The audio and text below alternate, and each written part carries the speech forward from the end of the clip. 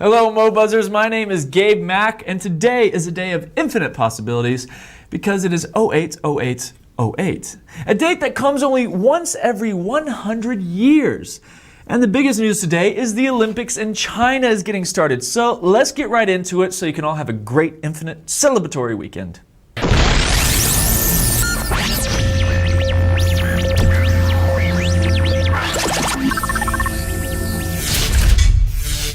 Now, going to China can be a risky biz. So, 2 months ago, the U.S. Homeland Security Office issued a warning to those traveling abroad.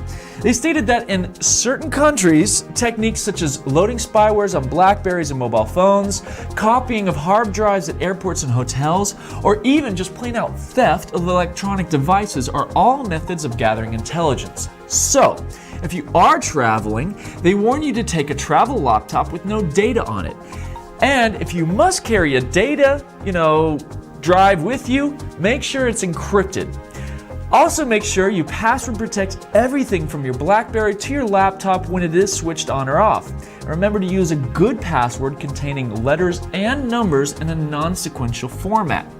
Now, I know what you're thinking. I'll just put everything on Google Docs for some FTP service, like Mobile Me or, something like that, and access it from a terminal while I'm there.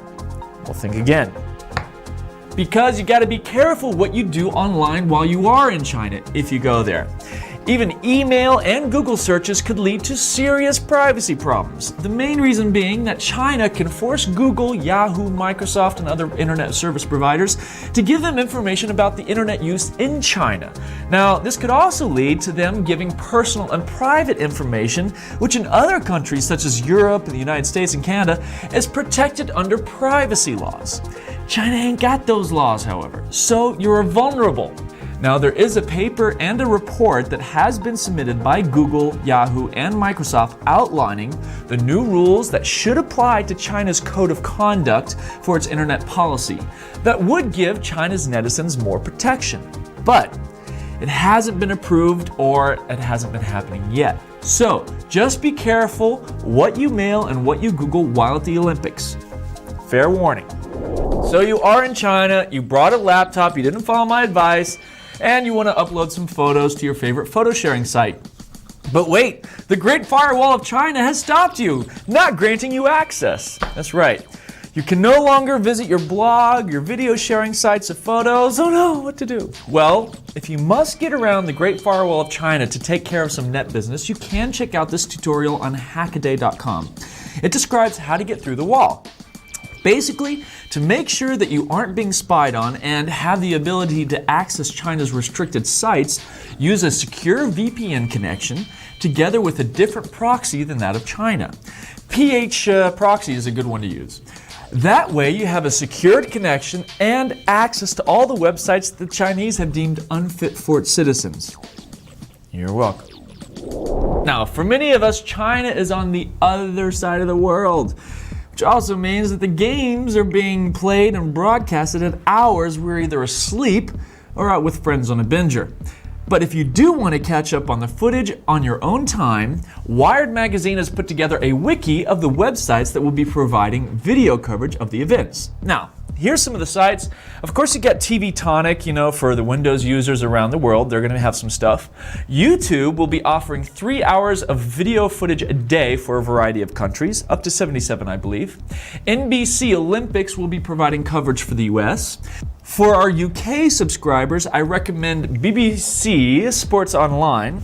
Australians, check out Yahoo 7 for live streams and on-demand coverage. And CBC Olympics is for the Canadians wanting to catch up on the games.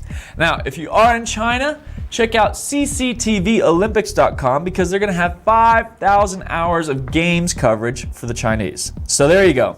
For US, Canada, UK, Australia, and China, enjoy the Olympics online, folks. And if that's not enough for you, you can always check out the peer-to-peer networks for lots of footage as well. Little tip.